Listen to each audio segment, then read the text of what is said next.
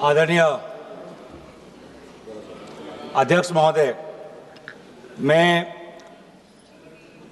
वंदे मातरम के 150वीं जयंती पर इस महत्वपूर्ण चर्चा में भाग लेने के लिए खड़ा हूं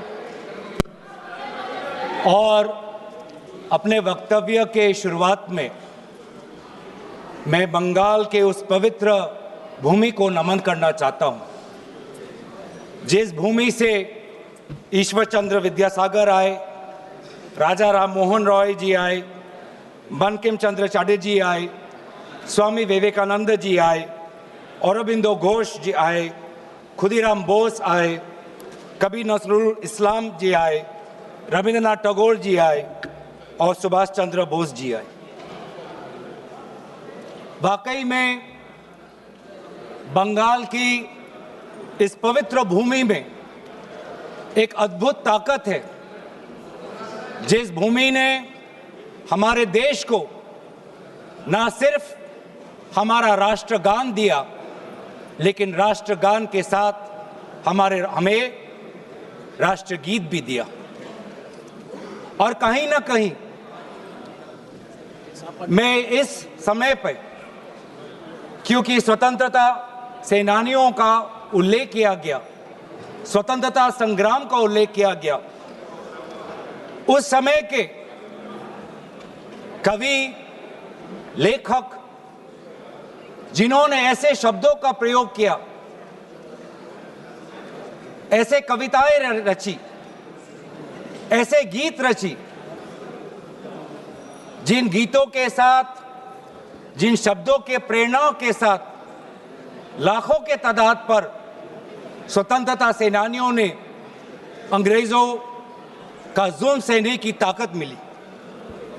वे ऐसे शब्द थे, वे ऐसे गीत थे, वंदे मातरम, रविंद्रनाथ टैगोर जी के Where the mind is without fear, वो गीत झंडा ऊंचा रहे हमारा, वो गीत सरफरोशी की तमन्ना, वो गीत विद्रोह, वो गीत इंकलाब जिंदाबाद, वो स्लोगन करो या मरो, जय हिंद, सत्यमेव जयते, भारत छोड़ो।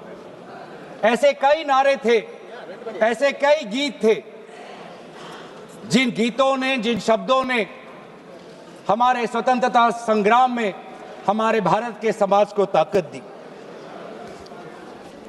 वंदे मातरम के इतिहास की और उसके जन्म की बात आदरणीय प्रधानमंत्री मोदी जी ने की।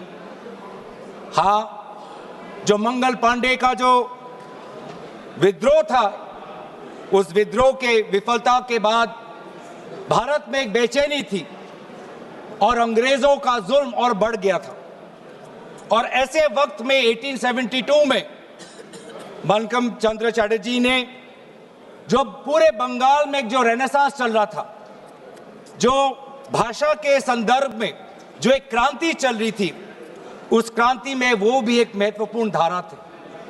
जिस क्रांति में राजा राम मोहन रॉय भी थे, जिस क्रांति में ब्रह्मो समाज भी था, और उन्होंने 1872 में वो पहले दो पंक्ति लिखे जो आज हमारे राष्ट्रगीत के भाग में हैं। 1872-75 के बाद लगभग 9-10 सालों के बाद उन्होंने आनंद मत लिखा, जहां पर उन दो पंक्तियों में उन्होंने और कई पंक्तियां जोड़ी। और आनंद मत के संदर्भ में लिखा गया,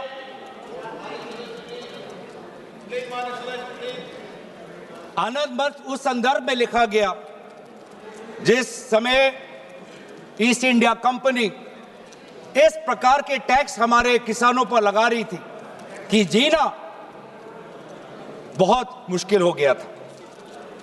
लेकिन वाकई में ये जो एक गीत था, जो आनंद मत में उल्लेखित था, वास्तविक रूप में ये नारा कब बना? इसकी शुरुआत हुई गीत से, लेकिन ये इसकी एवोल्यूशन, इसका पूर्ण जन्म एक नारा के द्वारा, एक राजनीतिक नारा के द्वारा 1905 में हुआ। 1905 में वायसराय कर्जन ने बंगाल के दो भाग करके सोचा कि इसके द्वारा वो बंगाल और बंगाल के द्वारा पूरे भारत पर एक गहरी चोट डालेंगे, लेकिन यही उनकी गलती थी।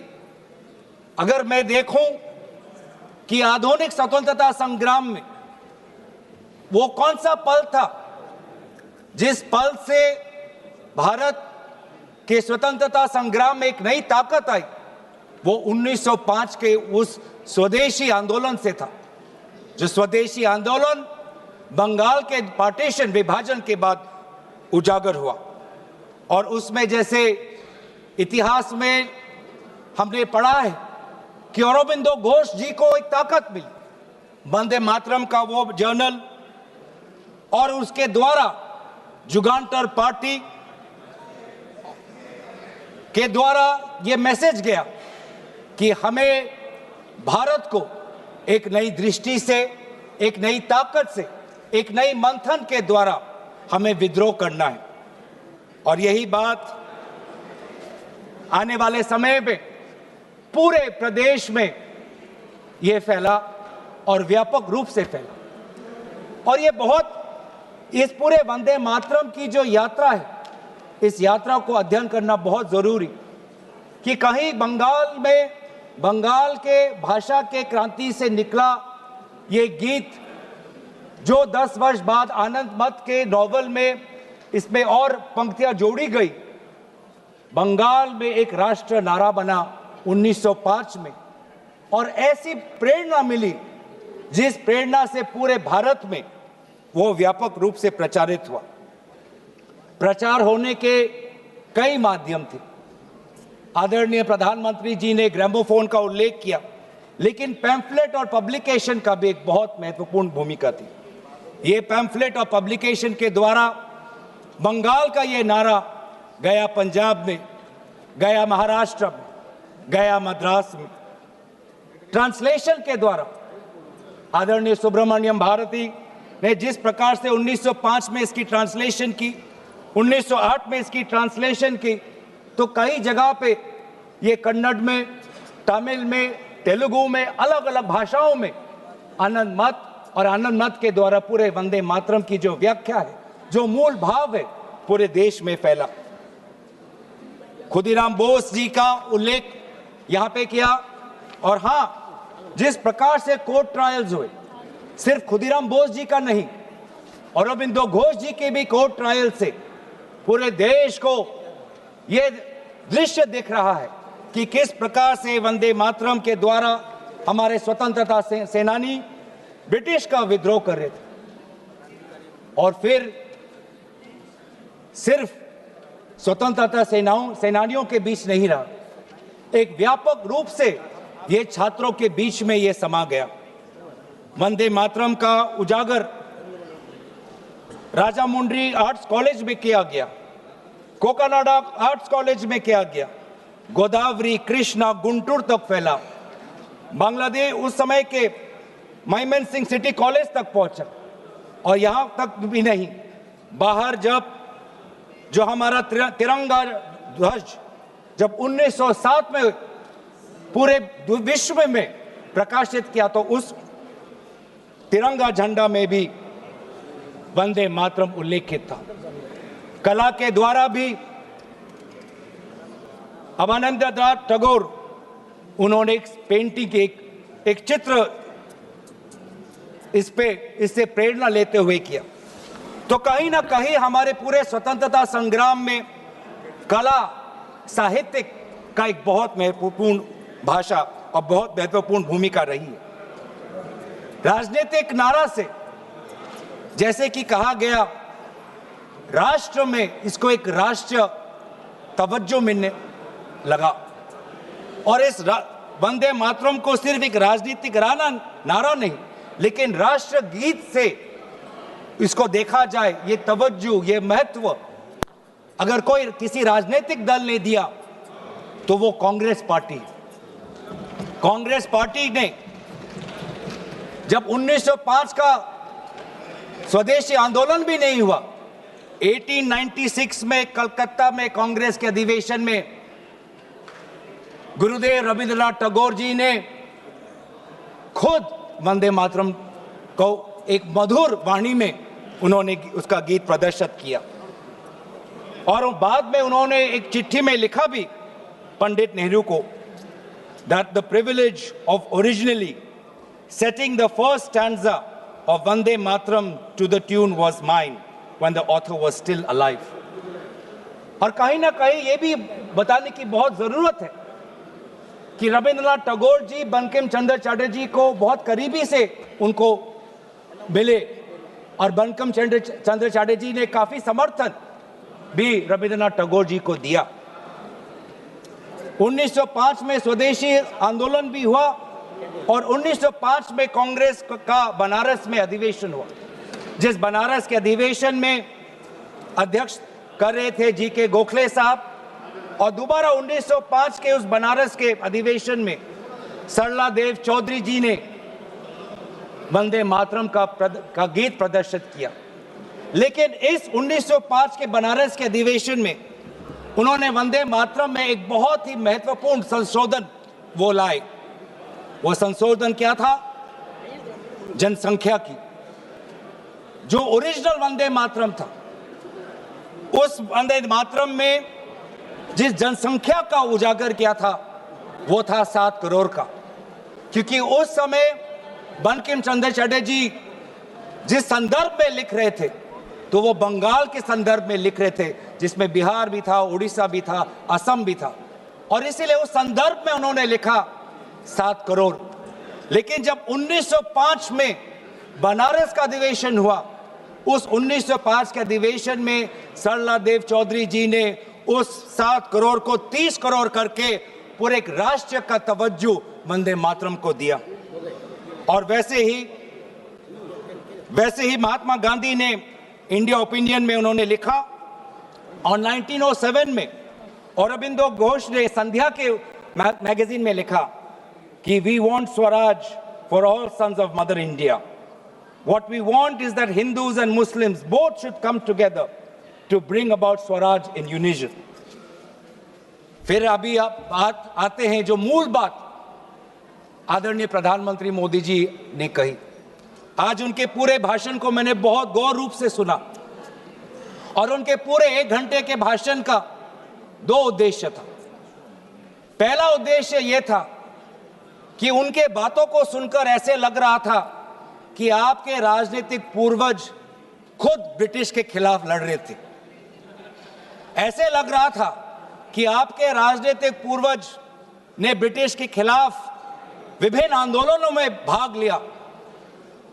तो ये जो इतिहास को दोबारा लिखने की, रिवाइज करने की जो मंशा आज प्रधानमंत्री मोदी जी के भाषण में मुझे सुनाई दी। सर, मैं आपके साथ तो मैं तर्क वितर्क करने आया नहीं हूं। और दूसरा जो उद्देश्य था कि एक राजनीतिक रंग इस पूरे वंदे मातरम के चर्चा को देने का था। उन्होंने उजागर किया कांग्रेस वर्किंग कमेटी का और पंडित नेहरू जी का। और ये एक आदत है सर, ये मेरे पास एक टेबल है कि जब जब प्रधानमंत्री मोदी जी किसी भी विषय पे बोलते हैं तो पंडित नेहरू जी का नाम कितने बार लेते हैं और कांग्रेस पार्टी का नाम कितने बार लेते हैं। मैं बस एक ही उदाहरण देना चाहता हूं कि इससे पहले ऑपरेशन सिंदूर का डिबेट में हमने आदरणीय प्रधानमंत्री मोदी जी को सुना। क्या आप जानना चाहेंगे कि पंडित नेहरू का नाम कितने बार उन्होंने लिया? 14 बार। ऑपरेशन सिंदूर पे 14 बार उन्होंने पंडित नेहरू का नाम लिया। और कांग्रेस पार्टी का कितने बार? 50 बार। वैसे ही जब संविधान का 75th एनिवर्सरी मनाया जा रहा था तब 10 बार पंडित नेहरू जी का नाम लिया और 26 बार कांग्रेस पार्टी का। उस प्रकार से जब 2022 में जब राष्ट्रपति अभिभाषण पे प्रधानमंत्री मोदी जी अपना बात रख रहे थे तो 15 बार पंडित नेहरू का नाम लिया। 2020 में, सर मैं आपके साथ तर्क वितर्क नहीं करने आया सर, 2020 में जब राष्ट्रपति अभिभाषण पे प्रधानमंत्री मोदी जी ने भाषण दिया तो 20 बार पंडित नेहरू का नाम लिया।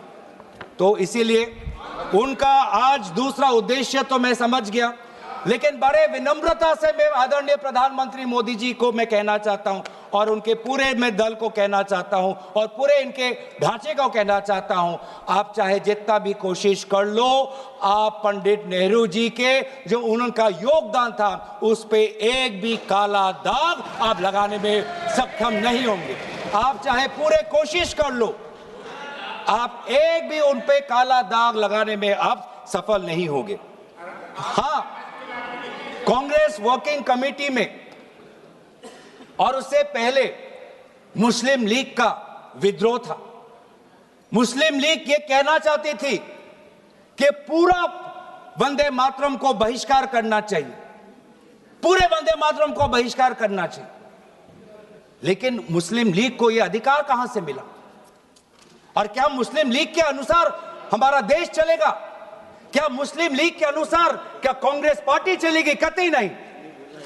हमारे उस समय के जो हमारे नेता थे मौलाना आजाद साहब, उन्होंने स्वयं कहा कि मुझे वंदे मातरम में कोई भी आपत्ति नहीं है।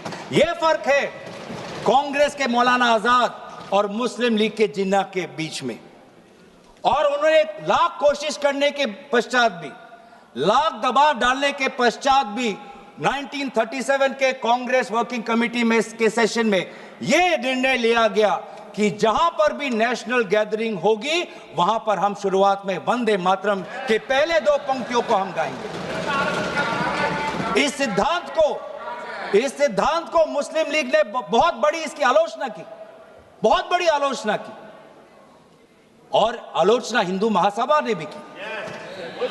ये कभी कभी हिंदू महासभा और मुस्लिम लीग के जो राजनीतिक उद्देश्य है वो एक हो जाते हैं। हिंदू महासभा और मुस्लिम लीगों ने दोनों वंदे मातरम को एक विशेष राजनीतिक रूप से देखा, और मुस्लिम लीग और हिंदू महासभा ने दोनों ने कांग्रेस पार्टी की आलोचना की। लेकिन कांग्रेस पार्टी अगर चलेगी तो किसी हिंदू महासभा या किसी मुस्लिम लीग के नहीं, भारत के जो हमारे आबादी है, भारत की जो हमारी जनसंख्या है, भारत में जो वंदे मातरम के जो मूल भाव है उसके साथ मूल भाव। आप बार बार वंदे मातरम की आप बात कर रहे थे आदरणीय प्रधानमंत्री जी। वंदे मातरम किस संदर्भ में लिखा गया? ब्रिटिश के विद्रोह में वंदे मातरम का नारा कब लगाते थे? जब हम ब्रिटिश के अंदर हम खौफ पैदा करना चाहते थे। वंदे मातरम का नारा कब लगाते थे? जब हम ब्रिटिश को बताना चाहते थे कि हम डरेंगे नहीं, हम झुकेंगे नहीं। तो यह था मूल भाव वंदे मातरम का, ब्रिटिश के विद्रोह करने का। मैं पूछना चाहता हूं कि आपके राजनीतिक पूर्वजों ने वंदे मातरम की इस मंशा को आपने कब पूरा किया? कब आपने ब्रिटिश का विद्रोह किया? कब किया? अब वंदे मातरम का उद्देश्य था कि ब्रिटिश को के बीच में डर फैलाना। मैं पूछना चाहता हूं कि आपने उस मंशा को कब पूरा किया? 1937 की आप बात करते हैं और 1937 में आपको आपत्ति है, तो मैं पूछना चाहता हूं कि 1942 में जब भारत छोड़ो आंदोलन था तब आपके राजनीतिक पूर्वज कहां थे? अगर आपको लगता है कि वंदे मातरम के साथ कांग्रेस पार्टी ने उसको दुर्बल करने की एक साजिश की, तो मैं पूछना चाहता हूं कि आपने जब वंदे मातरम का जो मूल उद्देश्य था कि अंग्रेजों भारत छोड़ो, तो उस भारत छोड़ो के आंदोलन में आप लोग कहां थे? क्या इतिहास गवाह नहीं कि आपके राजनीतिक पूर्वज में उनका नाम नहीं लेना चाहता, कि उन्होंने खुद कहा था कि इस आंदोलन में भाग नहीं लेने का, खुद बोलते थे दूसरे, खुद उन्होंने कहा कि इस आंदोलन में भाग नहीं लेना। और बंगाल में आपके जो राजनीतिक आपके गुरु हैं, मैं उनका नाम भी लेना नहीं चाहूंगा, पर उन्होंने भी खुद कहा था कि भारत छोड़ो आंदोलन में भाग नहीं लेना चाहिए। तो आप वंदे मातरम की बात करते हैं, स्वतंत्रता सेनानियों की बात करते हैं, प्रोपेगेंडा करने की कोशिश करते हैं। जो कांग्रेस वर्किंग कमेटी पंडित नेहरू ने जी के सबके साथ जो विचार विमर्श किया, उसमें सब शामिल थे। उसमें शामिल थे रविंद्रनाथ टैगोर जी, जिन्होंने स्वयं कहा कि जो पहले दो स्टैंजाज हैं वो इतने मधुर हैं, उसमें इतनी ताकत है, जो पूरा सारांश है वंदे मातरम का वो पहले दो स्टैंजाज में। और पंडित नेहरू जी ने भी उस वर्किंग कमेटी में कहा, उस रेजोल्यूशन में, पंडित नेहरू जी को मैं कोट करना चाहूंगा, the words Vande Mataram became a slogan of power which inspired our people and a greeting which ever reminds us of our struggle for national freedom। ये है पंडित नेहरू जी और कांग्रेस पार्टी की मूल भाव वंदे मातरम के पक्ष में। और जिस मुस्लिम लीग ने कहा कि पूरे वंदे मातरम को बहिष्कार करो, उस मुस्लिम लीग को दोबारा करारा जवाब हमने हमारे कॉन्स्टिट्यूएंट असेंबली में दिया 1950 में 24 जनवरी को, जब संविधान की जो बैठक हुई थी उसके अंतिम दिन पे हमने कहा कि हम मुस्लिम लीग की बात नहीं सुनेंगे, हम वंदे मातरम को नेशनल सॉन्ग का हम ये तवज्जो हम देना चाहेंगे। और यही हमारे बंगाल के प्रति हमारा आभार था कि उसी कॉन्स्टिट्यूएंट असेंबली में कहा, यह सिद्धांत लिया गया कि जन गण मन हमारा नेशनल एंथम होगा और वंदे मातरम हमारा नेशनल सॉन्ग होगा। और ये पूरे सिद्धांत के साथ कौन कौन इसके साथ सहमत थे? राजेंद्र प्रसाद जी सहमत थे, सी राजागोपालाचारी जी सहमत थे, जीबी पंत साहब सहमत थे, मौलाना आजाद जी सहमत थे, रविशंकर शुक्ला जी सहमत थे। तो ये है आज इतिहास। वास्तविक में अगर मैं बोलूं कि आपके पार्टी ने कभी बंगाल को समझने की कोशिश ही नहीं की। सत्ता के लालच में आपने कभी बंगाल को समझा ही नहीं। बंगाल की भक्ति को सर, मैं उनके साथ तर्क वितर्क नहीं करने आया। पॉइंट ऑफ ऑर्डर, मैं उनके साथ तर्क वितर्क नहीं करने आया। मैं तर्क वितर्क नहीं और मैं ये करना नहीं चाहता। सर, अगर आप मुझे बोलने देंगे तो मैं इनसे कहूंगा कि जैसे हमने आदरणीय मोदी जी को सुना, आप भी सुनने का धैर्य रखें। धैर्य की कमी मत दिखाइए, संयम की कमी अब मत दिखाइए। हमने संयम दिखाया, हमने धैर्य दिखाया, अब आपकी बारी है। आपने बंगाल को कभी समझा नहीं, आपने बंगाल की भक्ति को नहीं समझा, आपने बंकिम चंद्र चटर्जी को नहीं समझा। बंकिम चंद्र चटर्जी की जो विचार थे, ये पूरा जो विज्ञान को लेके जो उनके विचार थे, एक फ्री इंडिया को लेके जो उनकी विचार थी, आपने नहीं समझा। आपने रविंद्रनाथ टैगोर जी को नहीं समझा। आपके लिए तो सब कुछ बांग्लादेशी। रविंद्रनाथ टैगोर जी ने 1905 में अमार सोनार बांग्ला लिखा। आप इतिहास नहीं जानते, आपने रविंद्रनाथ टैगोर जी का इतिहास नहीं पढ़ा। और जब कहीं आपको अमार सोनार बांग्ला आपको सुनाई पड़ता है तो आपको सिर्फ बांग्लादेशी सुनाई पड़ता है। लेकिन जिस समय वो लिखा गया, बंगाल के पार्टीशन में जो दुख, जो वेदना, अमार सोनार बांग्ला, मेरे जो सुनहरे बंगाल के प्रति जो भाव था, उसको आपने नहीं समझा। आप कभी दिल्ली में अगर बंगाली भाषा सुनते हैं तो उसको भी बांग्लादेशी कह देते हैं, जो वास्तविक में बंगाल लोगों की जो समस्या है, असम में बंगाल लोगों की जो डी वोटर की समस्या है, आज 10 साल आपका डबल इंजन हो गया, आपने असम में डी वोटर की समस्या को समाधान नहीं किया। असम में बंगाल के लोग आज अपने आप को भारतीय नागरिक कहना चाहते हैं, लेकिन आपने ऐसा कानून लेके आए हैं, आप असम में बंगाल के लोग अपने आप को भारतीय नागरिक नहीं, अपने आप को बांग्लादेशी का प्रमाण सरकार को देना पड़ रहा है। ये है आज। इसीलिए ना आप बंगाल को समझे, ना आपने राष्ट्र को समझा। ये हम कह रहे हैं ना, राष्ट्रगीत, इसमें जो राष्ट्र है, आपने कभी राष्ट्र को समझने की कोशिश नहीं, क्योंकि ये राष्ट्र जो है एक संघीय ढांचे पर निर्भर है और इसमें कई प्रकार के राष्ट्रभक्ति हैं। आज अगर भारत एक मजबूत राष्ट्र है वो इसलिए है क्योंकि इसमें ना सिर्फ बंगाल की राष्ट्रभक्ति समाई हुई है, इसके साथ तमिल की भी राष्ट्रभक्ति समाई हुई है, इसके साथ असम की राष्ट्रभक्ति समाई हुई है, इसके साथ पंजाब की राष्ट्रभक्ति समाई हुई है, इसके साथ केरल की राष्ट्रभक्ति समाई हुई है, इसके साथ कर्नाटका तेलंगाना की राष्ट्रभक्ति समाई हुई है, इसके साथ नागालैंड उत्तर पूर्वांचल की राष्ट्रभक्ति समाई।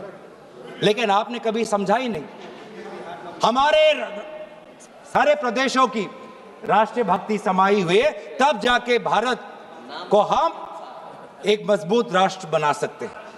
आपने कभी हमारे राष्ट्र में धर्म अनेक, वो आप ले लीजिएगा अखिलेश जी, आप ले लीजिए। हमारे राष्ट्र में धर्म अनेक, हमारे राष्ट्र में भाषा अनेक, हमारे राष्ट्र में प्रांत अनेक, लेकिन हमारे राष्ट्र में राष्ट्र ग्रंथ सिर्फ एक, वो है हमारे भारतीय संविधान।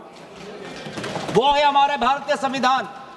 पैगंबर अनेक, धार्मिक ग्रंथ अनेक, मंदिर अनेक, लेकिन राष्ट्र निर्माण के संदर्भ में सिर्फ एक ही ग्रंथ, वो है संविधान। और इस संविधान की सुरक्षा हम आज भी कर रहे हैं।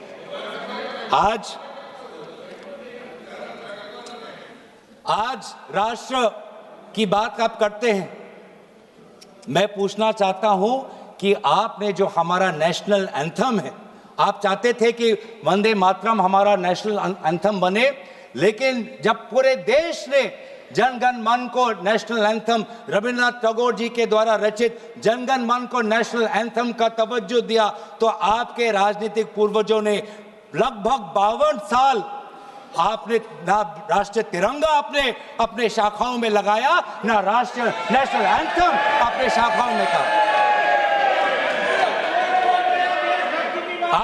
आप राष्ट्र की बात करते हो, ना नेशनल एंथम को आपने तवज्जो दी, न भारत के तिरंगा को आपने तवज्जो दिया। आप क्या राष्ट्र की बात करते हो? लेकिन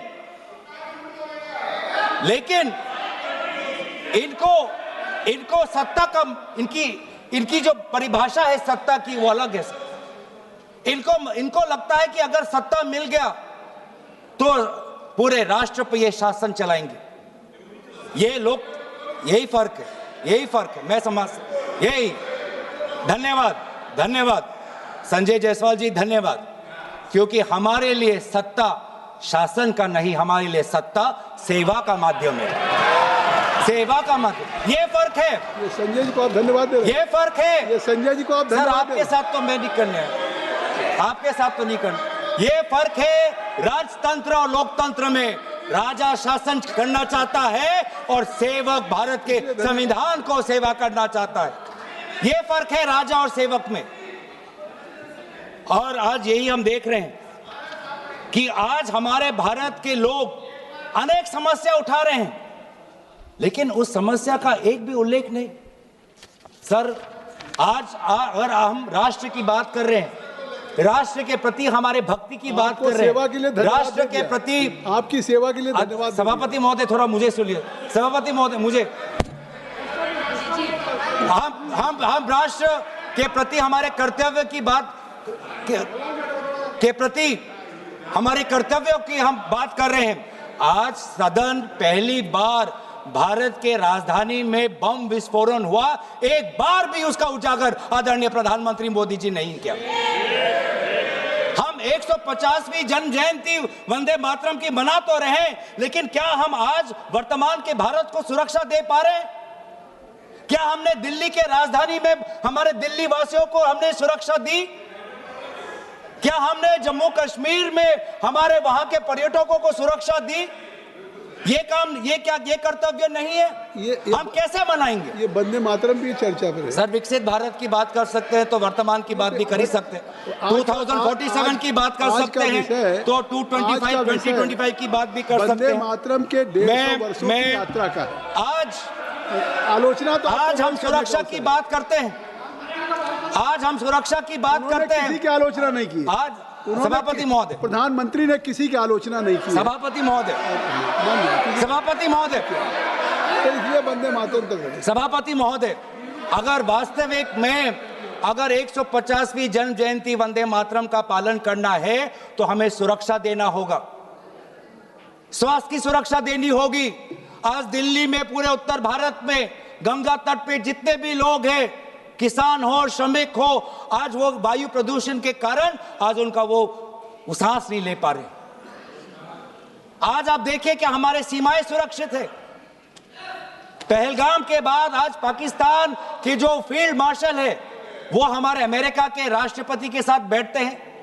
पाकिस्तान और अमेरिका के बीच में और करीबी बात आ गई है और करीब हो गए हैं, और आप लोग उस पर कुछ नहीं कह रहे।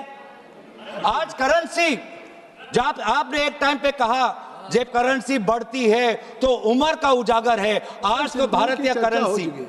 सर मैं आपके साथ मैं ऑपरेशन सिंदूर की चर्चा हो चुकी है, उस पर आप लोगों ने भी किया था और निष्पक्ष के दिया था। मुझे लगता है आज वंदे मातरम की 150 वर्षों की यात्रा है, आज इसको अगर इस चर्चा को किसी आरोप प्रत्यारोप से या विवादों से ऊपर रखें तो ज़्यादा अच्छा होगा। सर 150वीं जयंती तो वर्तमान में मना रहे हैं, तो वर्तमान में भारत के प्रति जो हमारे कर्तव्य है उसकी बात ना करें तो हम कैसे करें। और इसीलिए आज करेंसी, जिस करेंसी का आपने उजागर किया कि करेंसी जब बढ़ती है तो किसी का उम्र का उदाहरण मिलता है, आज तो 100 तक पहुंच गया करेंसी। तो ना वायु प्रदूषित है, ना वायु से हम सुरक्षित है, ना करेंसी हमारी सुरक्षित है, ना हमारी सीमा सुरक्षित है, ना हमारे दिल्ली में हम सुरक्षित है, ना जम्मू कश्मीर और लद्दाख में जो सुरक्षा उनको मिलनी चाहिए, जो राजनीतिक सुरक्षा मिलना चाहिए, जो संपूर्ण राज्य का दर्जा मिलना चाहिए, जो यूटी का दर्जा मिलना चाहिए, ना उनको हम दे पा रहे हैं। आज ना हमारा उद्योग सुरक्षित है। आज मोनोपोलीज के कारण आज आम ग्राहक आज बड़े बड़े उद्योगपति के पैर पे आज पड़ा हुआ है। इंडिगो के आज हम देख रहे हैं कि एक मोनोपोली आई, जिस मोनोपोली के कारण आज आम व्यक्ति आज रो रहा है। आज एक आम व्यक्ति आज उसके घर उजड़ गए। आपसे हमने ऐसे एक मिनट सुन लें, आपसे आग्रह करता हूं कि स्वयं ऑनरेबल स्पीकर ने कहा था कि आज जो हम चर्चा कर रहे हैं ये केवल वर्तमान के लिए नहीं, आने वाली पीढ़ियों के लोग भी आज की इस चर्चा से प्रेरणा लेंगे। देखिए, आपकी इस चर्चा से प्रेरणा लेंगे और मुझे लगता है कि आपको बहुत से अवसर मिलेंगे जब आप आलोचना कर सकते हैं, आरोप प्रत्यारोप कर सकते हैं, लेकिन आज की चर्चा कम से कम मैं आपसे धन्यवाद सर। वंदे मातरम राष्ट्र के प्रति हमारे कर्तव्य को उजागर कर, और आज तो हमारा वोट भी सुरक्षित नहीं है, आज तो हमारा वोटर लिस्ट भी सुरक्षित नहीं है। आज हम विभिन्न प्रदेशों में देख रहे हैं कि किस प्रकार से ये सरकार यूपीआई की बात करती है, जेम ट्रिनिटी की बात करती है, आधार की बात करती है, लेकिन मशीन रीडेबल वोटर लिस्ट नहीं देना चाहती। वो काम वो कागज से करवाना चाहती है।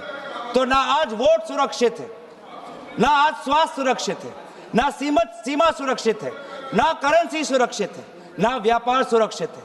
ऑनलाइन कॉमर्स आने के बाद आज भारत का वो छोटा दुकानी, आज वो मध्यम वर्ग का दुकानी आज पूरा तहस नहस हो गया। आज इसके ऊपर ये हमारी सरकार क्या कर रही है? लेकिन ये सरकार सवाल से डरती है, चर्चा से डरती है, और ये चाहती है कि अगर ये संस्थाओं को इन्होंने अगर कैप्चर कर लिया, आपने चर्चा संस्थाओं इतनी अच्छी शुरू की थी, और अगर आप अपने चर्चा के भाषण करें तो वाकई वो चर्चा देश के लिए एक अच्छी आपने की, लेकिन अब उस चर्चा को मुझे लगता है वहाँ तक रखिए सीमित। तो सर मैं तो अपने विषय पे रहूँगा, मैं अपने विषय पे रहूँगा। ये सरकार ये समझती है कि अगर इन्होंने संस्थाओं को जकड़ लिया तो भारत की हमारी जो सोच है, भारत के हमारी जो मूल्य हैं, उनको भी जकड़ लेंगे, उनको भी कब्जा कर लेंगे। ये होने नहीं वाला।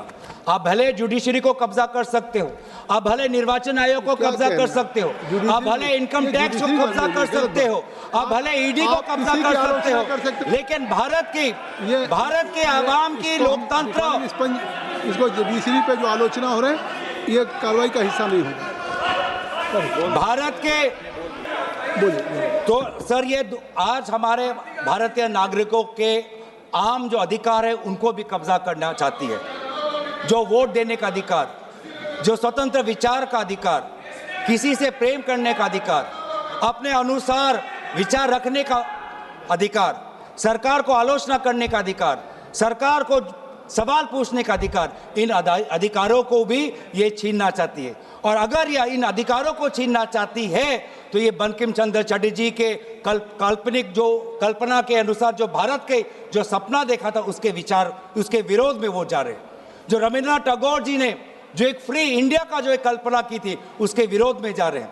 तो इसीलिए आज ब्रिटिश तो रहे नहीं, लेकिन ब्रिटिश का divide and rule policy follow करने वाले आज भी कुछ राजनीतिक ताकत आज भी है। जिस प्रकार से ब्रिटिश ने सेडिशन का कानून इस्तेमाल कर भारत के वैचारिक जो हमारी स्वतंत्रता है उसको पकड़ने का काम किया, आज भी ऐसे कुछ राजनीतिक ताकत है जो सेडिशन के कानून के द्वारा हमारे ही नागरिकों को जेल में रख रही है।